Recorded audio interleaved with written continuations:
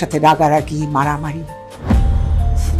আজকে আমার আর তোর জীবনে যা ঘটেছে এই সব কিছুর জন্য দায়ী ওই লোকটা। মাহিন, আমি কিন্তু বিয়ে করতে চাইনি বাবা। আমার বাবা আমাকে জোর করে বিয়ে দিয়েছে, কিন্তু এত বড় একটা ছেলে থাকতে সে কি করে বিয়ে করলো? তার কি একটু লজ্জা করলো না? আমি কিচ্ছু জানি না মা।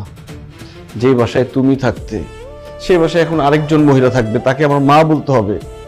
আমি এটা ভাবতে পারছি না মা। ওই বাসায় আমি থাকতে পারবো না, আমার দম বন্ধ হয়ে যাবে।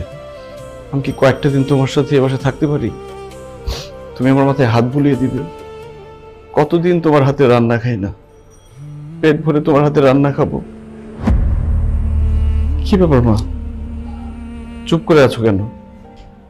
আমি কি কয়েকটা দিন এ বাসায় থাকতে পারবো না? তুমি এখানে থাকতে পারবে না। এটা আমার বাসা, কোনো এতিমখানা না যে তুমি এখানে থাকবে। আশরাফ, একটু বোঝার চেষ্টা করো, আমার ছেলেটার মনটা খুব খারাপ। কটা দিন থাকুক না, ও তো কাউকে ডিস্টার্ব করবে না। মা, তুমি কি পাগল হয়ে গেছো? বাইরের একটা লোক আমাদের বাসায় কেন থাকবে? আরে কি বলছিস? বাইরের লোক কেন হবে? ও আমার ছেলে, তোর ভাই। ভাই মানে কিসের ভাই? সে আমার সৎ ভাই, আর সৎ ভাই কোনোদিন আপন ভাই হইতে পারে না। মা, আমি তোমাকে একটা কথা পরিষ্কারভাবে বলে দিতেছি, উনি আমাদের বাসায় থাকতে পারবে না। আমি চাই না যে আমার ভালোবাসায় আদর যত্নে অন্য কেউ ভাগ বসাক।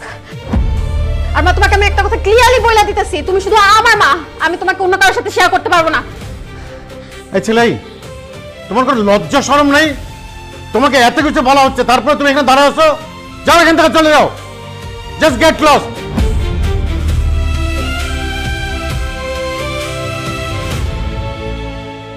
মা তুমি কাঁদো রাতে চুপি চুপি। আর একদিন যদি ওকে এই বাসায় দেখি, তাহলে কিন্তু এই যেটা তোমাকে বলছিলাম আগে, I will just divorce you. Remember this. আমি দূরে অন্য ঘরে বন্দি, নির্বাক ব্যথা বয়ে নিয়ে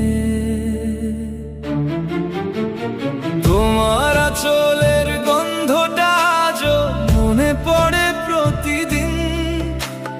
কেন এমন হলো আমাদের, ভেঙে গেল স্বপ্নের দিন। একই আকাশ তবুও দূরে আমরা, বাবার দেয়া নিষ্ঠুর দেয়ালে। এই মাহিন,